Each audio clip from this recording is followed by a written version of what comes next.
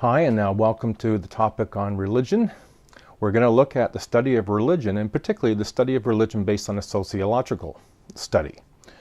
And then further to that, we're going to look at the perspectives, and this is where we're looking at functionalism, conflict, symbolic, feminist, and postmodern. And then we're going to look at what would be the trends in religion in Canada currently, and what can we imagine might be some of those trends in the future. We'll just touch on that. So when you're thinking about religion, we're not going to be looking at it from the perspective of how you and I might just chat about it at a coffee shop or something like that. We're going to take a very sociological perspective, and like a lot of topics in sociology, it's about stepping back and sort of taking a big picture view and not making any value statements, kind of like when we did the sociological imagination at the very beginning, being able to step back. So some questions you could be asking yourself while you go through the video and while you go through the chapter is, what is the relationship between society and religion? Now, as I mentioned before, like education, like politics, religion is a social institution. It's an organization, a group of people that have been long time standing in Canadian society, but also around the world.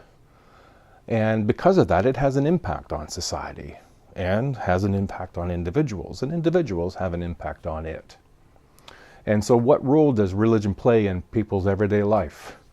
What are some of the key components of religion? We'll touch on that too. How do functionalists, conflict, feminists, symbolic interactionists, and postmodernists, how do their perspectives differ when it looks at religion and its role in society?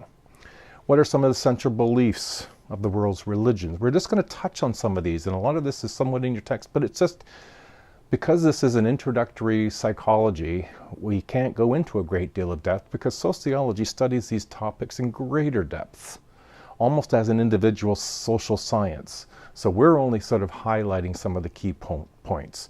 And then lastly, we touch base on the future of religion in Canada. So what is the future of religion in Canada? And we'll just again sort of touch on that. So I hope you're doing well. Keep your eye on the syllabus for upcoming tests and assignments and journals, and let's get on with this. The sociological study of religion. Let's look at some of the terms that we'll need to be exploring, and one will be about religion. Now, by definition, religion is a system of beliefs, symbols, and rituals based on some sacred or supernatural realm. Now, this guides human behavior, giving some meaning to life, and unites believers into a community. Now, this is the definition by Durkheim. Now, a little more current definition, and this is the second definition, and this is a little more inclusive of all dimensions of religions, and this is the definition, the second one. The individual and social experience of a sacred manifested in mythology, in rituals, and ethos and integrated into the community or an organization. Now, for our purposes, what we're looking at is this sort of somewhat a combination of the two definitions, if you will. It's very much a social experience. It's very much based on beliefs, symbols, and rituals. If you think of, if you are a religious person, and some of the traditions and rituals in which you experience maybe you go to church every Sunday, and as a result you sing certain songs, you have certain prayers, you go through a certain procedure in the service. And those are all parts of rituals in use of symbols and in the strengthening of beliefs. And this is all integrated into the community, into organizations, into your life, and into the lives of people around you. So how can sociologists study this? How do you put a magnifying glass on religion to study it from a sociological perspective? With an endeavor not to make any value statements, not to make any truth claims on any religion is the sociological perspective. The goal is to look at the effect of religion using methods like historical analysis, experimentation, participant observation, survey research, and content analysis. Now, those are all typical social science methodologies to gather information. The focus is on tangible elements such as written text, patterns of behavior or opinions that can be studied using standard sociological research tools. Now, if we explore sociology of religion, now this is not theology. Scholars who believe or who study their traditions, sociology does not ask the question such as, what is the nature of God? Will you go to heaven? It is not value-based. It's not making any decision about the rights and the wrongs, the goods and the bads, the valued and devalued. Okay.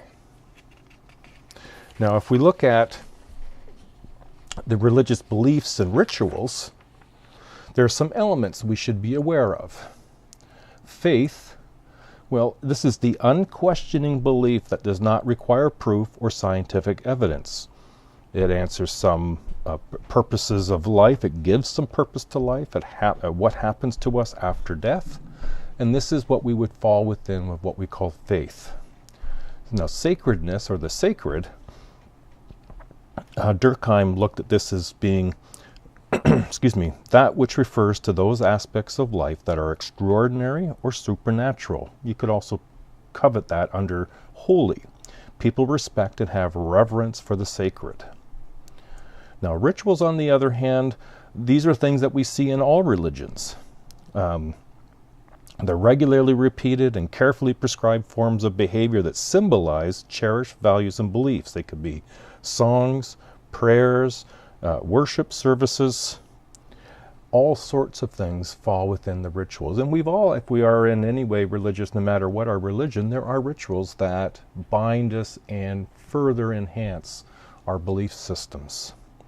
Now, there are categories of different religions, and then you may find some of this if you've been in any sort of perspective of history. When we look at categories of religion, one of the first ones we can consider is what's known as supernaturalism. And this is the belief that supernatural forces affect people's lives, positively or negatively, like the sunrise or thunderstorms, for good luck and bad. And you're seeing an image here of Stonehenge and the sunrise coming up through the winter solstice. And it was thought to bring good luck. And it was a predictable thing. And you see that today still people go there to do some sort of degree of celebration.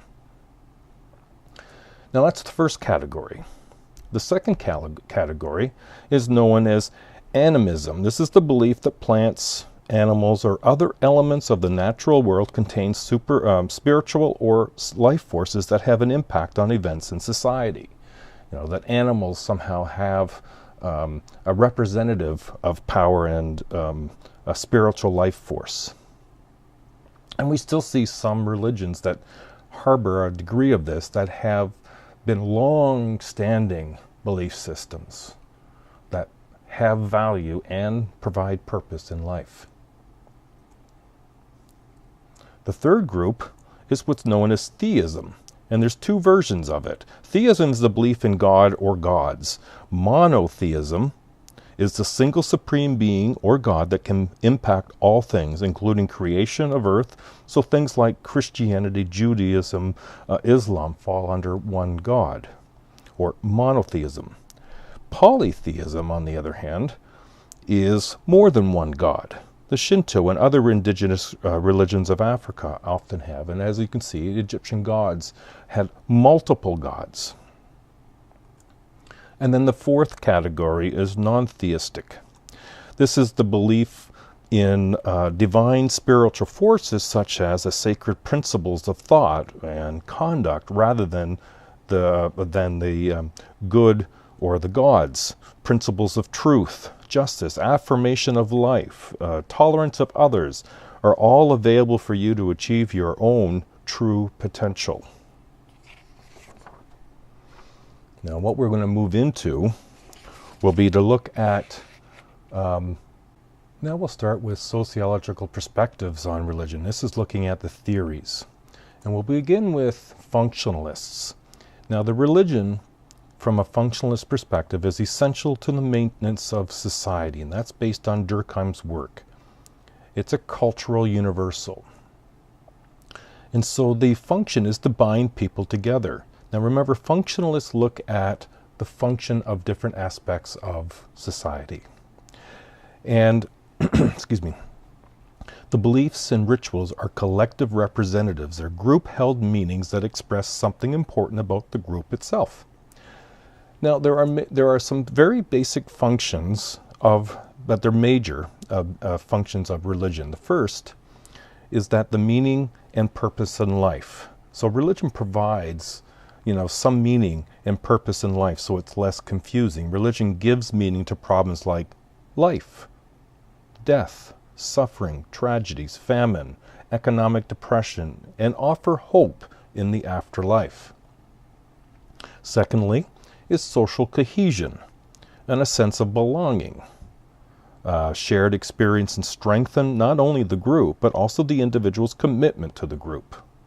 And then lastly, or third, is social control and the support of the government. Social control comes from conferring supernatural legitimacy from the norms and laws in the society.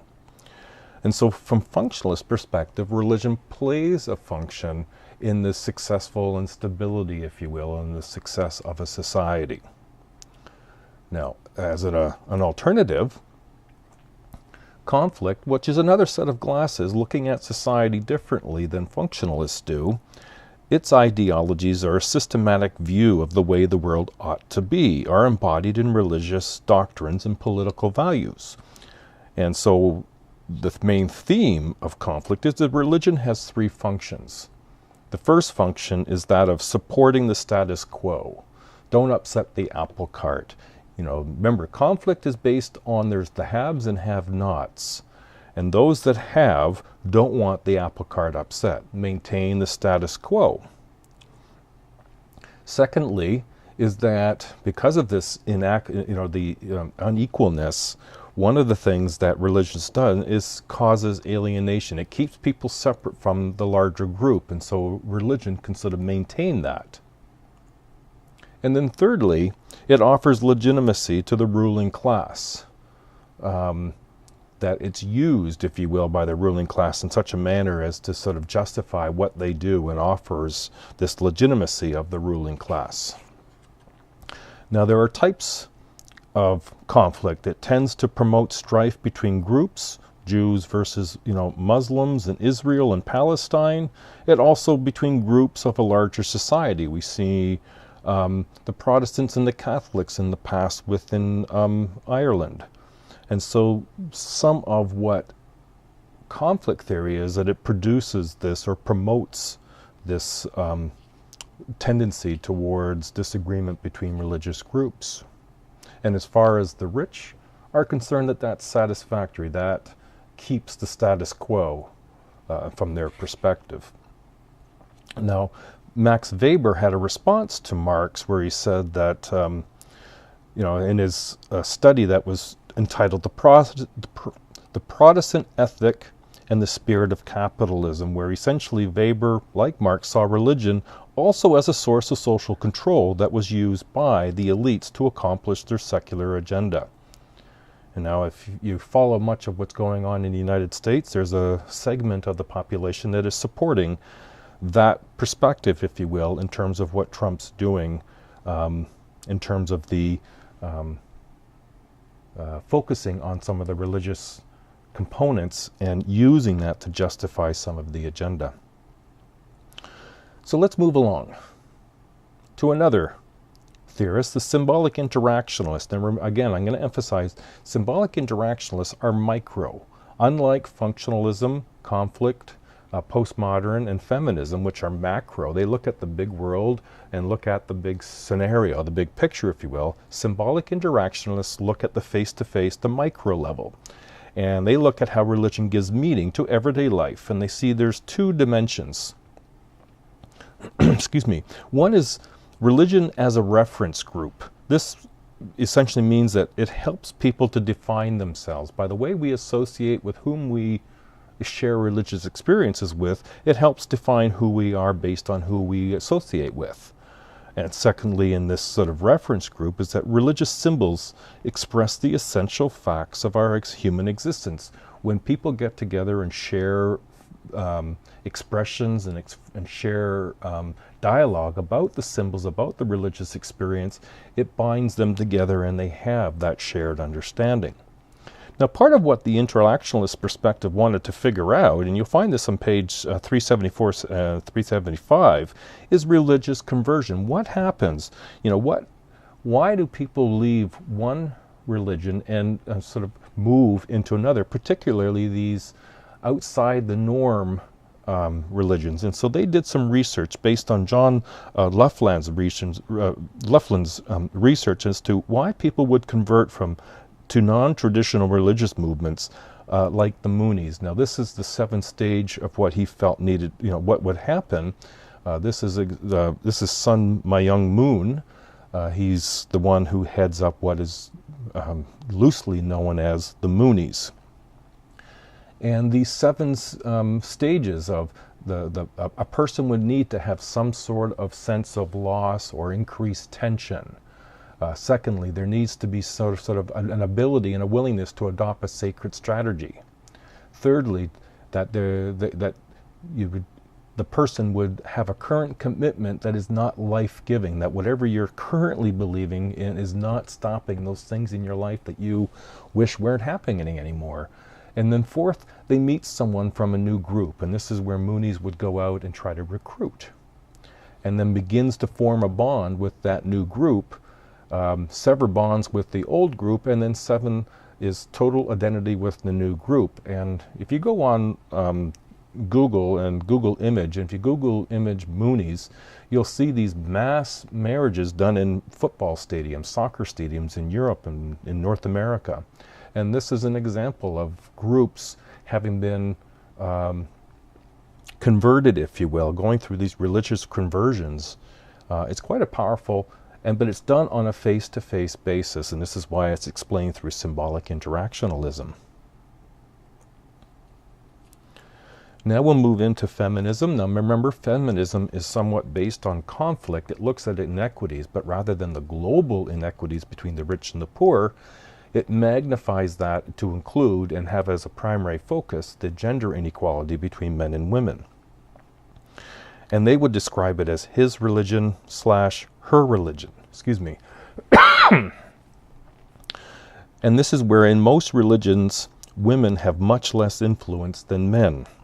Men hold superior positions. Gender experiences of the sacred vary. Some beliefs see male deities over minor female deities. You see this in Greek myths. The use of exclusive language tends to be a problem, and images of God as male or female. So they look at this as being another way, if you will, of suppressing women as opposed to glorifying or at least equalizing women. So women in the ministry, there's an irony. Research shows that women are more likely to be members of religious organizations, but less likely to be in positions of authority. More and more churches are ordaining women. And then lastly, we're going to look at the postmodern. Now, postmodern, this is the world becoming more secular, more religious, or more sacred? Is religion dying? These are the questions of the secularization debate that postmodern posts. As modernization progresses, does religion decline? Now, secularization is a process wherein the sacred and its institutional extensions is either marginalized in sociological or psychological ways or diminished by the secular. So Marx, Weber, and Durkheim predicted the gradual decline of religion in the modern world, and their evidence was, in Canada and in Western and Eastern Europe, fewer and fewer people claim to be active Christians, and many Muslims in Iran do not practice their religion. So is religion declining? Well, we don't know. It seems to be some evidence to suggest that it was or is. The counter evidence would be that most Muslim countries are religious. The United States is still very much religious. Resurgence of religion in the former Soviet Union, and Christianity is growing rapidly in Africa and China. So who's correct? Both versions provide some degree of evidence, but why? When cultures are threatened, religion is a source of strength. Militant Islam is an example of this. Many in third world suffer from poverty and turn to religion for meaning. And so it really leaves open as to, well, it's hard to determine what's going to happen in the future regarding religion. There's evidence on both sides.